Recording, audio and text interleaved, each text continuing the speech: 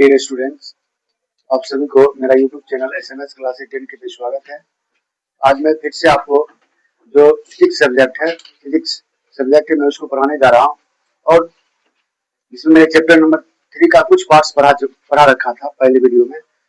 नेत्र के बारे में पूरी संपूर्ण जानकारी, नेत्र का वजन कितना होता है, उसके आकार क्या होते हैं, किसे कॉर्निया कहते हैं, किसे आइरिस कहते हैं, तमाम बातें आपको मैंने समझा दिया था। आज मैं फिर से जो नया टॉपिक हो जाएगा उसके बारे में पढ़ाने का प्रयास करूंगा।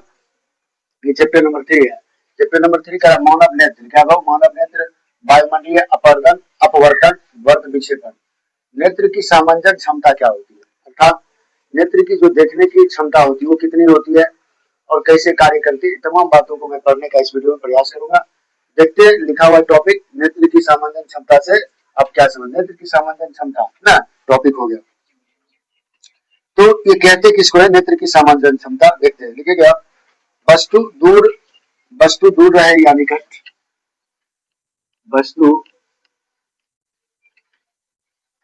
दूर रहे, वस्तु दूर रहे या निकट,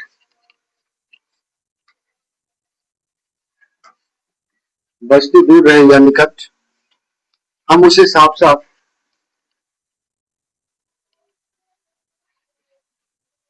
हम उसे साफ साफ हम उसे साफ साफ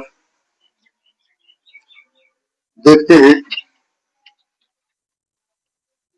हम उसे साफ साफ देखते हैं। वस्तु दूर रहे या निकट, हम उसे साफ साफ देखते हैं। आंख ऐसा,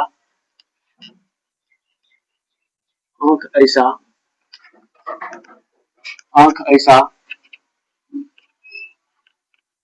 आंख ऐसा, अपने लेंस की फोकस दूरी, आंख ऐसा, अपने लेंस की फोकस दूरी,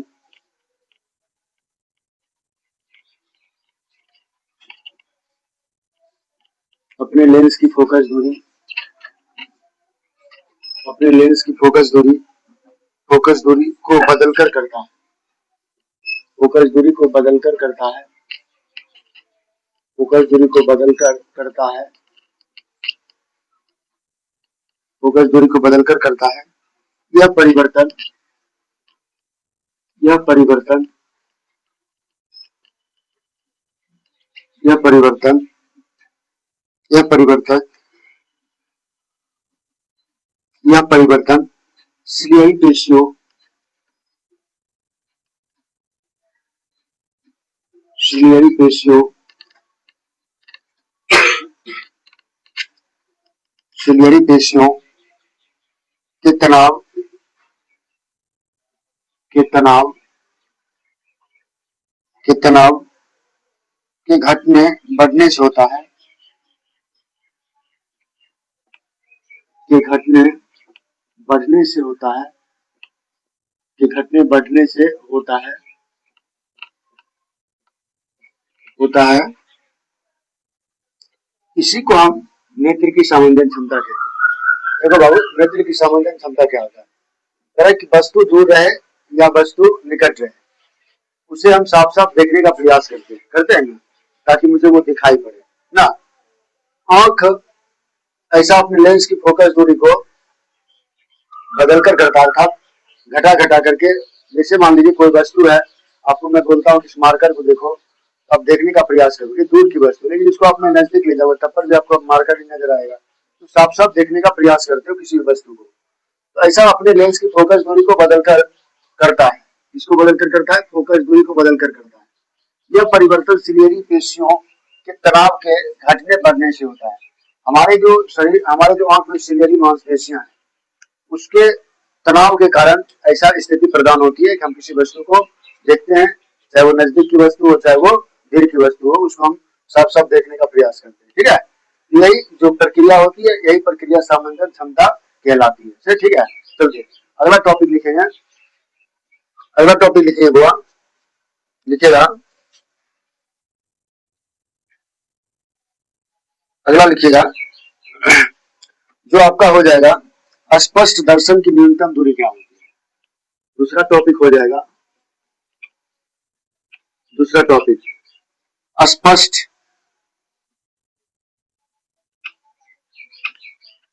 स्पष्ट दर्शन स्पष्ट दर्शन की न्यूनतम दूरी, स्पष्ट दर्शन की न्यूनतम दूरी, स्पष्ट दर्शन की न्यूनतम दूरी क्या होती है? ठीक है, तो देखेंगे स्पष्ट दर्शन की न्यूनतम दूरी क्या होती है। तो लिखोगे बाबू, जिस न्यूनतम दूरी पर, जिस न्यूनतम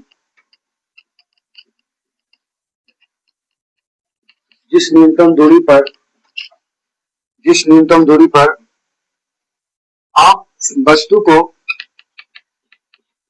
आप वस्तु को आप वस्तु को साफ साफ देख सकते हैं, आप वस्तु को साफ साफ साफ साफ देख सकते हैं, आप वस्तु को साफ साफ देख सकते हैं, आप वस्तु को साफ साफ देख सकते हैं, देख सकते हैं, उसे उसे स्पष्ट,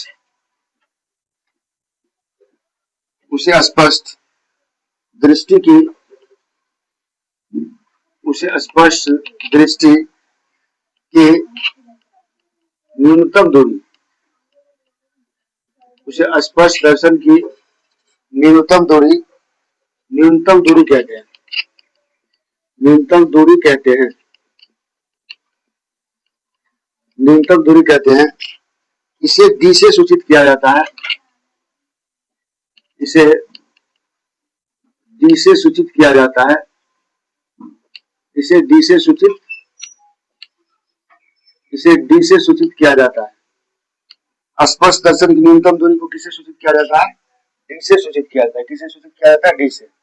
उसके बाद लिखो आगे, समान नेत्र के लिए, समान नेत्र के लिए,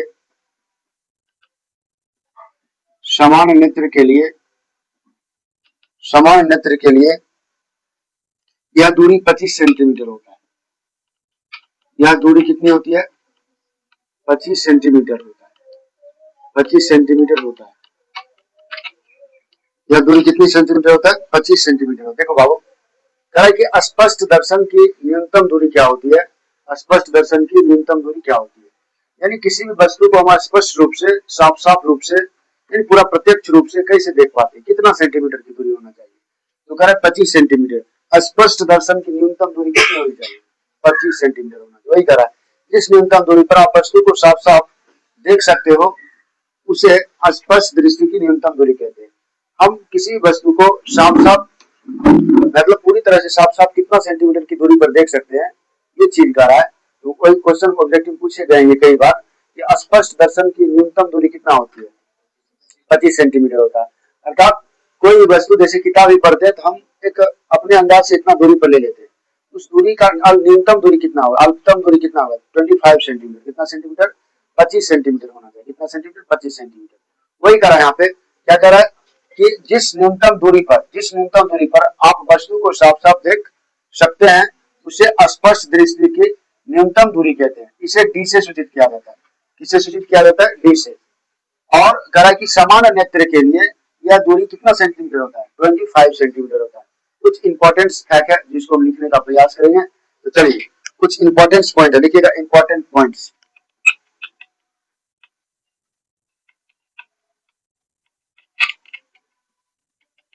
important point,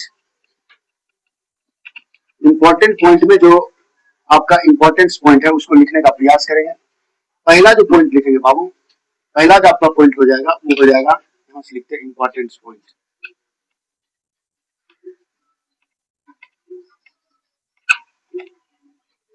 important point, important point. पहला पॉइंट लिखेंगे, लिखेंगे इसमें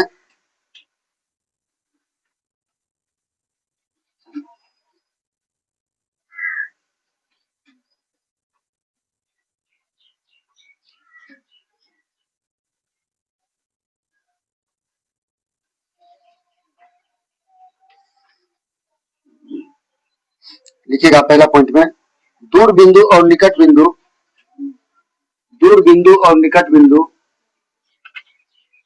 दूर बिंदु दूर बिंदु और निकट बिंदु, दूर बिंदु और दूर बिंदु और निकट बिंदु के बीच की दूरी के बीच की दूरी के बीच की दूरी को बीच की दूरी को दृष्टि बीच की दूरी को दृष्टि प्रास कहा जाता है। दृष्टि प्रास कहा जाता है। दृष्टि प्रास किसको कहते हैं? तो कह रहा है कि दूर बिंदु और निकट बिंदु के बीच की दूरी को क्या कहते हैं? दृष्टि प्रास कहते हैं। दूसरा पॉइंट लिखोगे इसमें, लिखोगे एक समान नेत्र एक सामान्य एक समान नेत्र एक समान नेत्र के लिए एक समान नेत्र के लिए स्पष्ट एक समान नेत्र के लिए स्पष्ट दर्शन की अधिकतम दूरी अधिकतम दूरी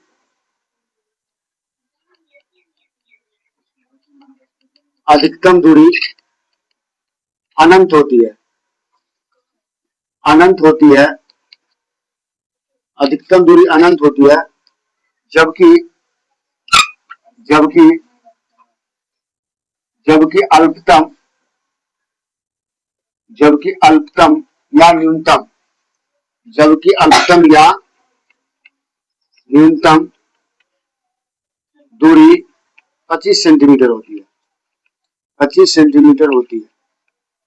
कितनी होती है भाव? 25 सेंटीमीटर होती है। कितना सेंटीमीटर होती है? 25 सेंटीमीटर होती है। कह रहा है कि दूर बिंदु और निकट बिंदु के बीच की दूरी को दृष्टि प्रास कहा जाता है। क्या कहा जाता है? दृष्टि प्रास कहा जाता है। और एक समान नेत्र के लिए जो स्पष्ट दर्शन की जो अधिकतम दूरी होगी, अधिकतम दूरी अनंत होगी। कितना होगी? अनंत। मतलब कोई इसका सीमा नहीं है। जबकि अल्पतम पूछे या न्यूनतम पूछे तो इसकी दूरी कितना सेंटीमीटर होगी? 25 सेंटीमीटर होगी। कितना होगी? 25 सेंटीमीटर। चलते हैं। अब देखिए यहाँ पे दृष्टि दोष के बारे में पढ़ेंगे। दृष्टि दोष किसको कहते हैं, ये कितने प्रकार के होते हैं। हमारा जो अगला टॉपिक हो जाएगा वो हो जाएगा, अगला अगर टॉपिक की बात करें, अगला जो टॉपिक हो जाएगा बाबू, देखो यहाँ से ध्यान रखना, अगर आपसे स्पष्ट दर्शन की अधिकतम दूरी पूछेगा तो अधिकतम दूरी में अनंत मारना। क्या मारना? अनंत। अगर जबकि देखो मैंने लिख दिया, जबकि अल्पतम पूछे, अल्पतम का मतलब क्या होता है? कम। अल्पतम पूछे या क्या पूछे या न्यूनतम पूछे तो कितना मारोगे? 25 सेंटीमीटर मारिएगा। एक प्रश्न कई बार परीक्षा में पूछ रखा है, ठीक है, इसलिए ध्यान से। अगला टॉपिक कर रहा है कि दृष्टि दोष यानी दोष एवं इसके प्रकार। दृष्टि दोष दृष्टि दोष दृष्टि दोष एवं दृष्टि दोष एवं इसके प्रकार बहुत इंपॉर्टेंट था। क्या लॉन्ग क्वेश्चन पूछे जाते हैं यहाँ से। दृष्टि दोष एवं इसके प्रकार कई बार क्वेश्चन पूछ रखा गया है। दृष्टि दोष एवं इसके प्रकार। दृष्टि दोष एवं इसके प्रकार यानी दृष्टि दोष क्या होता है, इसके प्रकार के बारे में पढ़ने का प्रयास करेंगे। लिखोगे कई कारणों से कई कारणों से कई कारणों से कई कारणों से नेत्र बहुत कई कारणों से नेत्र बहुत यहां से लिखता हूं, यहां ध्यान रखना। कई कारणों से नेत्र बहुत, ठीक है, नेत्र बहुत दूर स्थित या बहुत दूर स्थित या बहुत दूर स्थित या निकट स्थित निकट स्थित वस्तुओं का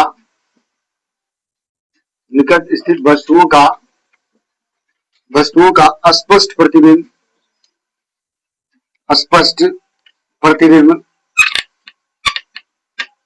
स्पष्ट प्रतिबिंब रेटिना पर बनाने की क्षमता रेटिना पर रेटिना पर बनाने की क्षमता रेटिना पर बनाने की क्षमता क्षमता खो देता है खो देता है खो देता है ऐसी कमी ऐसी कमी ऐसी कमी दृष्टि दोष कहलाती है। ऐसी कमी क्या कहलाती है? दृष्टि दोष कहलाती है। ऐसी कमी दृष्टि दोष कहलाती है। देखिए बाबू, कह कि दृष्टि दोष क्या होता है, तो कह कि यहाँ पे कि जो दृष्टि दोष होते हैं, यहां से मैंने लिखा है जैसे दृष्टि दोष, यहाँ देखिएगा तो कह कि यहाँ पे दृष्टि दोष एवं इसके प्रकार, तो कहा कई कारणों से नेत्र बहुत दूर स्थित या निकट स्थित वस्तुओं को स्पष्ट प्रतिबिंब रेटिना पर बनाने की क्षमता क्या करते हैं? खो देते हैं।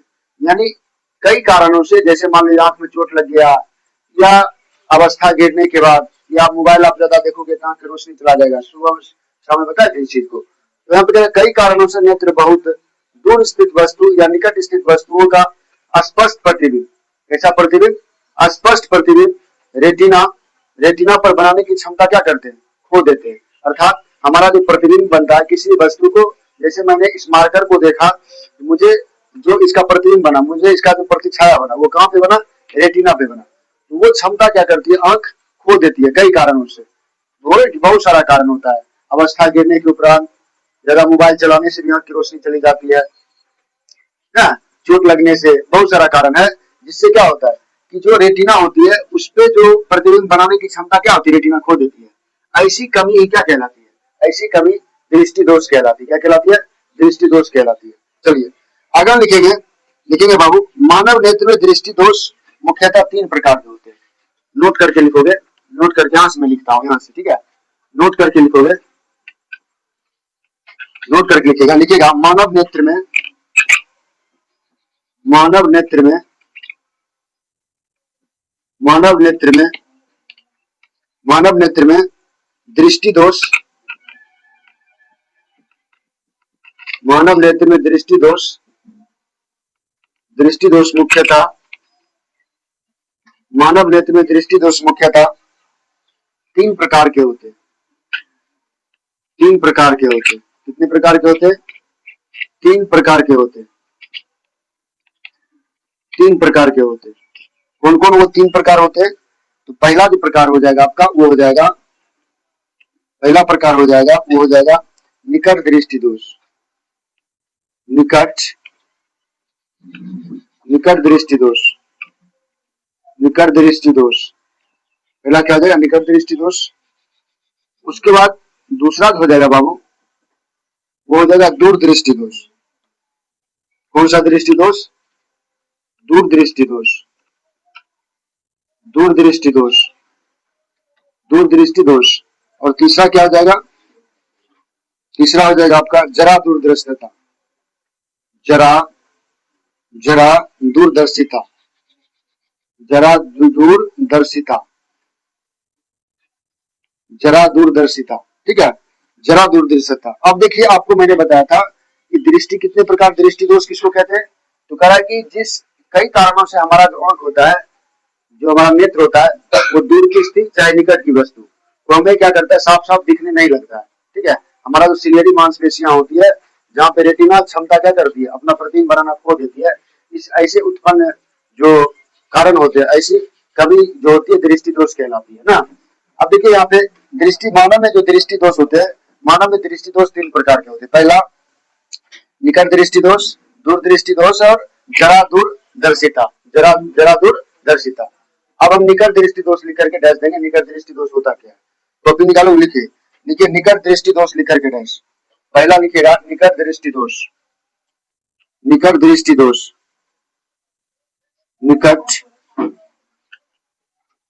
दृष्टि दोष लिख करके डैश, निकट दृष्टि दोष लिख करके डैश लिखिएगा। जिस नेत्र में जिस नेत्र में जिस नेत्र में जिस नेत्र में जिस नेत्र में निकट दृष्टि दोष होता है, जिस नेत्र में निकट दृष्टि जिस नेत्र में निकट दृष्टि दोष होता है, जिस नेत्र में निकट दृष्टि दोष होता है वह दूर स्थित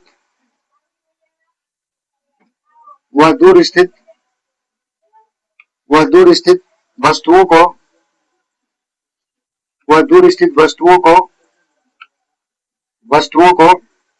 स्पष्ट नहीं देख सकता है, स्पष्ट नहीं देख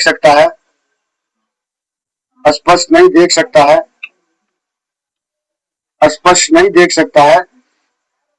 उसके लिए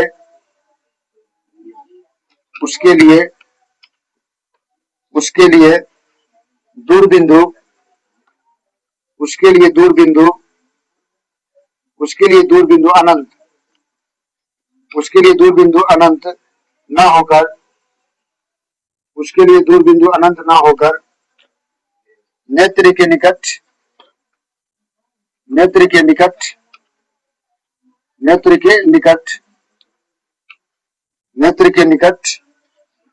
कोई बिंदु पर आ जाता है, कोई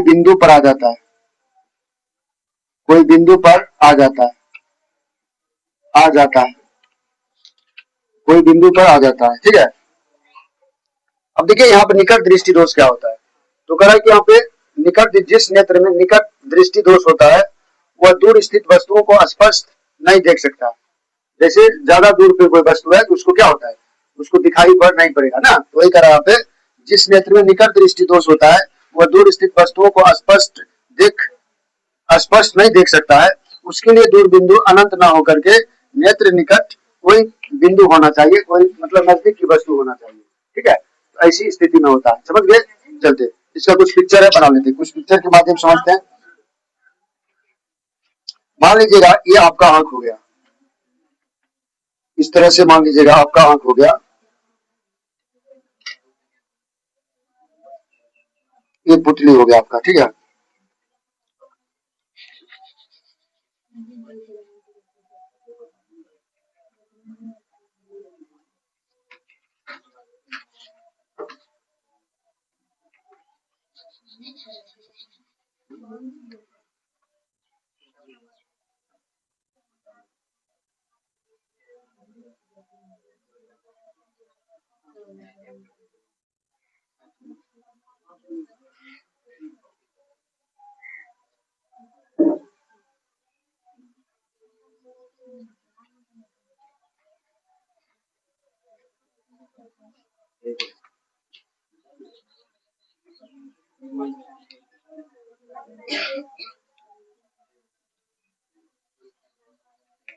इस तरह से पहले समझना है, पहले देखना है इसको। तो कह रहा है कि इसमें जो होते हैं, इसमें दो तरह के पाए जाते हैं। कितने पाए जाते? दो तरह के।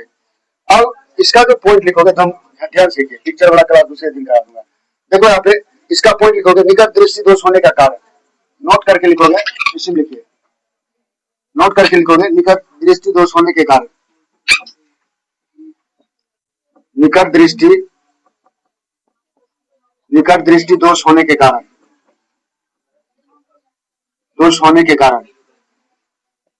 निकट दृष्टि दोष होने का क्या कारण? तो लिखोगे पहला कारण लिखोगे नेत्र गोलक। नेत्र गोलक का लंबा हो जाना अर्थात नेत्र गोलक का लंबा हो जाना अर्थात नेत्र लेंस को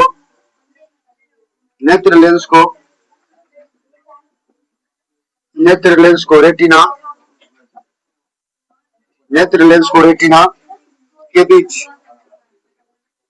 के बीच की दूरी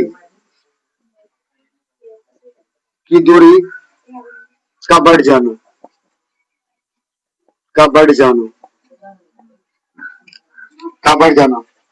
दूसरा पॉइंट लिखोगे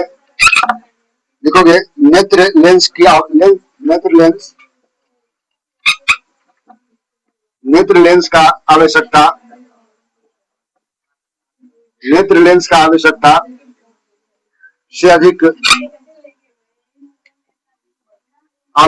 से अधिक मोटा आवश्यकता से अधिक मोटा हो जाना, आवश्यकता से अधिक मोटा हो जाना, जिससे जिससे उसकी फोकस दूरी कम हो जाएगी, जिससे उसकी फोकस दूरी जिससे उसकी फोकस दूरी कम हो जाएगी, कम हो जाएगी, जिससे उसकी फोकस दूरी क्या हो जाएगी, कम हो जाएगी। अब देखिए दृष्टि जो होती है बाबू, जिससे इसकी फोकस दूरी क्या हो जाएगी, कम हो जाएगी। तो ये था आपका निकट दृष्टि दोष के बारे में कुछ संक्षिप्त परिचय कि निकट दृष्टि किसको कहते हैं। आपको मैंने बताया था कि दृष्टि दोष कितने प्रकार के होते हैं, दृष्टि दोष कितने प्रकार के होते हैं, दृष्टि दोष 3 प्रकार के होते हैं, निकट दृष्टि दोष, दूर दृष्टि दोष और जरा दूरदर्शिता। जरा दूरदर्शिता आपने देखा कि उसके बाद मैंने एक प्रकार दृष्टि दोष का पढ़ा दिया है, जिसका नाम है निकट दृष्टि दोष, और बाकी को मैं अगले वीडियो में पढ़ाने का प्रयास करूंगा। जरा कि यहाँ पे निकट दृष्टि दोष क्या होता है। निकट दृष्टि दोष, जिस नेत्र में निकट दृष्टि दोष होता है वह दूर स्थित वस्तुओं को स्पष्ट नहीं देख सकता है, उसके लिए दूर बिंदु अनंत ना होकर के नेत्र निकट कोई बिंदु पर आ जाता है ना, कोई बिंदु पे आ जाता है। नोट करके देखोगे दृष्टि दोष में क्या है। निकट दृष्टि दोष होने के क्या कारण है, नेत्र गोलक का लंबा हो जाना, अर्थात नेत्र लेंस और रेटिना के बीच की दूरी का बढ़ जाना। मतलब हमारा जो गोलाई भाग होता है जहां से रेटिना होती है, रेटिना पे जो प्रतिबिंब होता है उसका बढ़ जाना, वो बढ़ जाता है, नमर जाता है पूरी तरह से, जिसके कारण वो स्पष्ट हमें दिखाई नहीं पड़ती है। दूसरा पॉइंट कह रहा है नेत्र लेंस की आवश्यकता से अधिक मोटा हो जाना। नेत्र लेंस जो होता है हमारा वो बहुत ज्यादा मांस उस पर बढ़ जाता है, जिसके कारण हमें वो भी दिखाई नहीं पड़ता है, जिससे उसकी फोकस दूरी क्या हो जाएगी, कम हो जाएगी। तो ये एक संक्षिप्त परिचय था नेत्र के बारे में।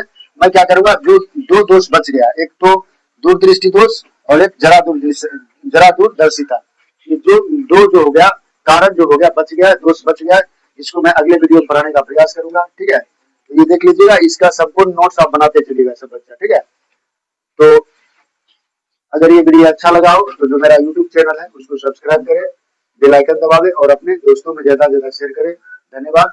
फिर से मिलते हैं नेक्स्ट टॉपिक और नेक्स्ट वीडियो के साथ।